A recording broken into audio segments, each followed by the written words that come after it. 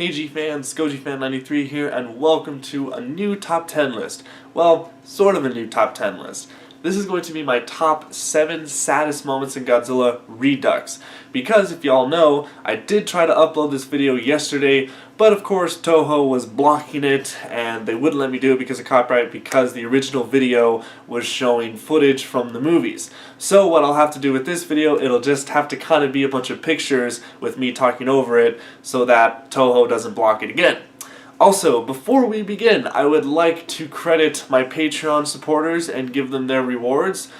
This is the reward for $5 and up that you get a personal shout out in my videos. So these are the guys who gets the personal shout out. Here we go. I would like to shout out Kajetil Havas, I hope I spelled that right. Danny Richard, A Sousa Production, Alex Sousa. Ross Everson, I hope I spelled that right, or I hope I pronounced that right too. And Reese Miru. I hope I pronounced that as well. So I am terrible at pronouncing names. I'm really sorry, guys. But thank you so much for supporting me on Patreon. You guys are getting me really close to getting Kaiju Fantasy Battle up and running again. We're actually $5 away from actually having the show come back alive. So I'm very excited. But so without further ado, let's begin the list.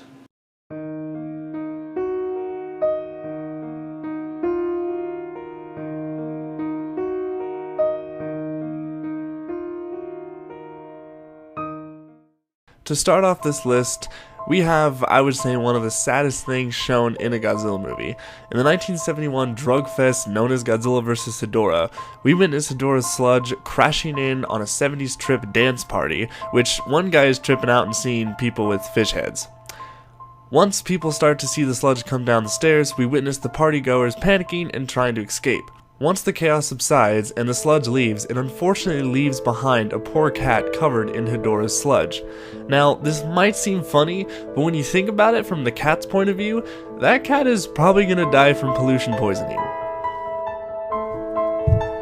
Next, we have one of the best Godzilla films, GMK, to give us definitely a sad moment on top of many sad moments in this film.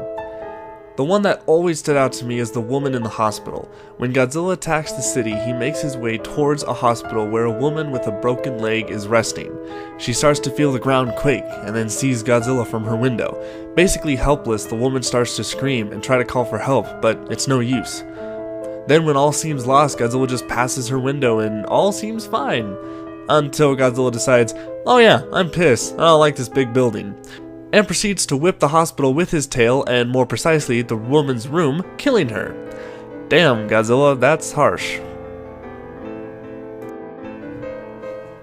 Now, we all love Anguirus, right? He is so awesome and one of Godzilla's best friends. Well, we get to witness one of the most brutal moments of the Godzilla series in Godzilla vs. Mechagodzilla from 1974. When the fake Godzilla first appears, Anguirus has noticed something isn't right about his buddy. So he goes and tries to calm Godzilla down by, of course, fighting. You know, because that's what monsters do. Anyways, Anguirus finds himself in a predicament when he discovers this is not the real Godzilla. He gets beat up real bad, and then the Mechagodzilla decides to maim Anguirus by grabbing his jaw and going all King Kong on him, breaking his jaw open and basically killing Anguirus off in the Showa series. So sad to see.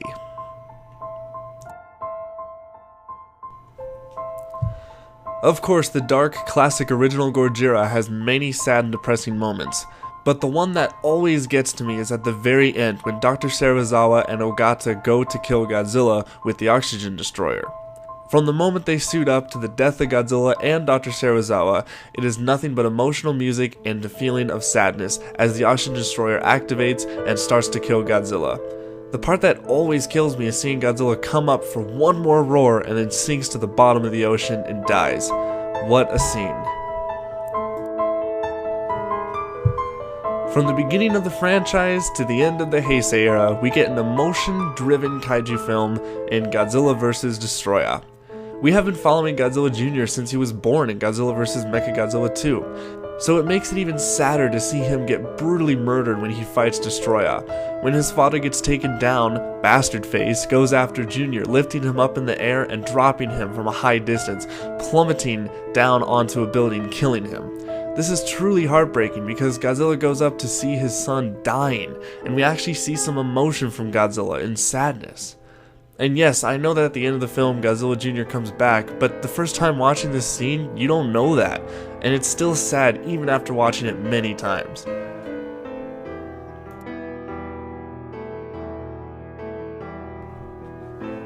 Okay, now we are getting into some real sad stuff. Thought we couldn't get any sadder than the death of Junior? Well, think again. In my favorite Godzilla film of all time, The Return of Godzilla, the humans discover Godzilla is attracted to birds, more specifically the noise they make when flying in groups. So the humans make a plan to lead Godzilla into a volcano, trapping him with the sounds of birds. This scene is so depressing because even after all the death and destruction Godzilla has created, we still feel for him and yell at the screen telling him to go the other way. The worst thing is when Godzilla falls in, we hear him scream in terror. Not cool, Toho. Not cool.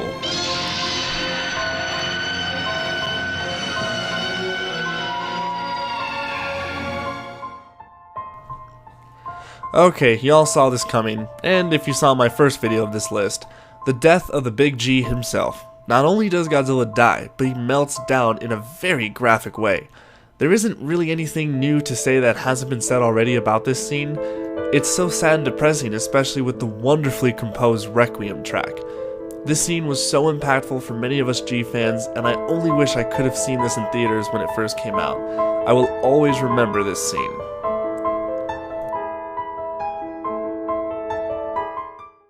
Alright guys, that was my list. Thank you guys so much for watching. Tell me in the comments what your saddest moments were. I would love to read them. And as always, stay big, G fans.